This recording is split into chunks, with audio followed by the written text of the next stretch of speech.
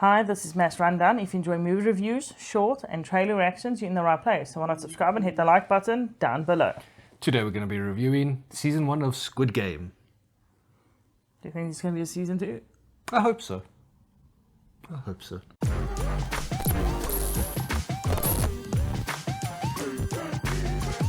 Squid Game is a South Korean survival drama series written and directed by dong-hyuk. It stars Lee Jung-jae as Seong-tae, Park Hae-soo as Chung Sang-woo, and Young Ho-yeon as Kang Si-byuk. In Squid Game, contestants are invited to compete in children's games for a tempting prize. A prize that will change the heavily indebted contestants' lives. But the stakes are deadly. So looking at the good, Squid Games really lives up to its hype. It's exciting, it's thrilling, it's edge of your seat. It's nerve-wracking the whole way through. Like, it builds this anxiety throughout every episode, and it's amazing that they can sustain it throughout. Yeah. I mean, it's only 9 hours long, but it's so well done. Yeah, saying that, obviously the script is well written, the characters are amazing.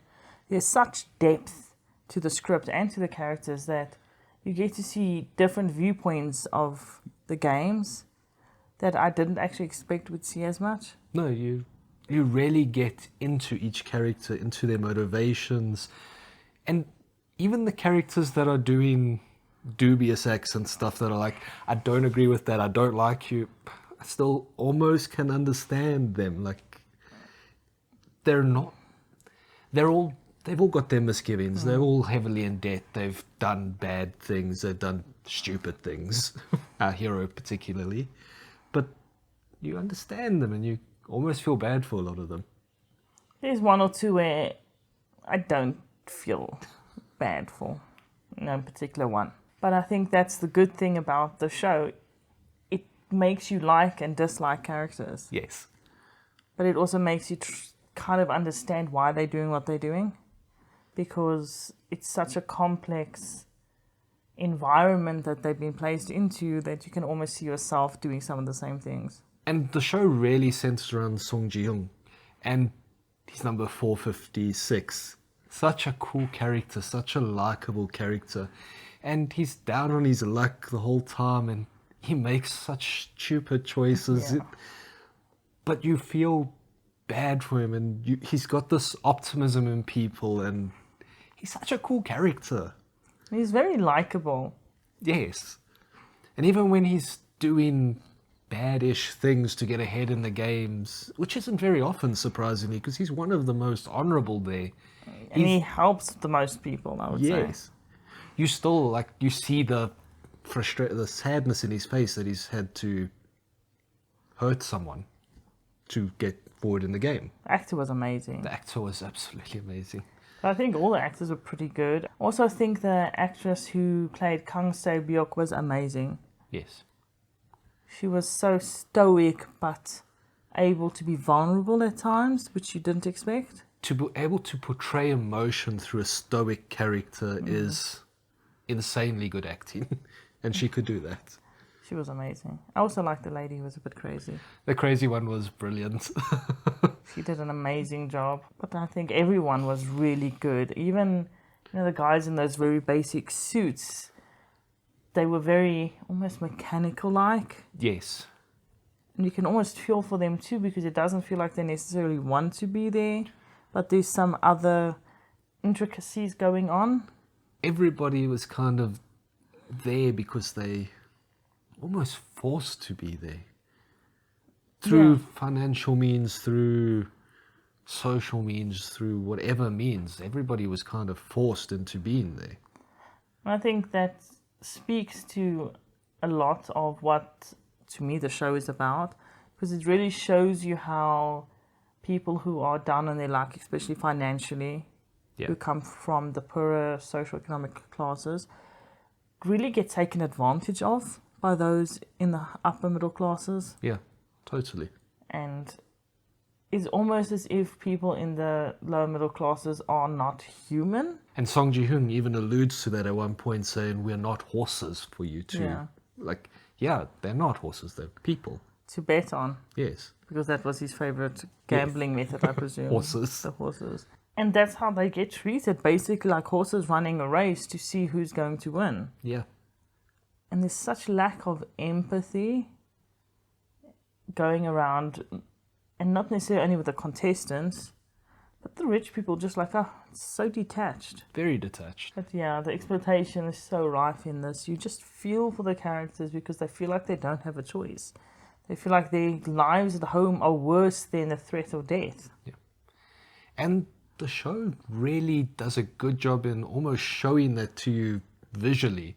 Because all the scenes when they're not in the Squid Game, it's dark, it's drudgy, it looks almost hopeless, the towns and that. When you get into the Squid Game, each game is pastel and colourful and almost like there's a bit of hope that side as opposed to hope outside. Bright and new. Yeah. So that's very weird how they juxtaposed that and further elaborated on the commentary. And I think the set design, in saying that, was amazing. Yeah. There's stairs and stuff that they have to pass that are just so bright and colourful. It almost feels out of place in the context. It does. Because it's such a horrid place to be in, but at the same time, because it's kids' games and stuff, it feels right. Like an amusement park. Yeah, like an amusement park, and the people are kind of like the rides. Yeah. The emotional rides, because they bet on their lives and stuff. And I think you could dig into the social commentary of Squid Game quite deep, and it could do like a half an hour show just on small aspects of it. Because they touch on stuff like education differences between people and status between people. How education is such a huge Yeah. status symbol, but in reality, being educated doesn't mean you can't F up. Yes.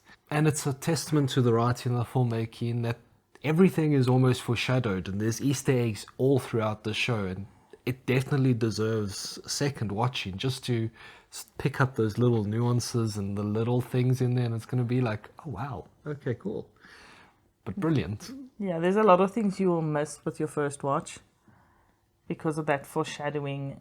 It's really cool. Yes. And I think saying that it's just also a very heavy series because it tackles a lot of difficult things, and there's like, if someone dies, they put them in a box, but the box looks like a present. It is a present. It's oddly, or the coffin looks like a present, right? It's oddly creepy It's very creepy. because it just feels so out of place. It's sad. Yeah. The whole show from beginning to end is undertone of sadness throughout it. Then looking at the bad, where do we begin? I don't know, because there's nothing bad. Yeah, I can't think of anything I disliked. No. Maybe there were some things that weren't as great as others, but it was nothing that I thought was wrong or I would have done differently. No. And I think that it is quite possibly the best show I've ever seen. So then, what would you give it for rating? Give it a 10, obviously. I'm going to give it a 9. So it leaves it with a 9.5. That's one of our highest. Yeah. It really is that good, and I think if you haven't seen it and you're wondering about why is there such a big hype, maybe you should watch it. Yeah. I think most people will probably enjoy this. It's worth all the hype, which surprisingly very rarely happens. So let us know in the comments down below. When's the last time you watched something that actually lived up to the hype? Because we had no idea what it was about or anything. We only heard about it like less than a week ago. Yeah. And we're like, okay, let's watch it quickly because it sounds amazing. And it was. So don't forget to give it a watch and like and subscribe. Bye. Later.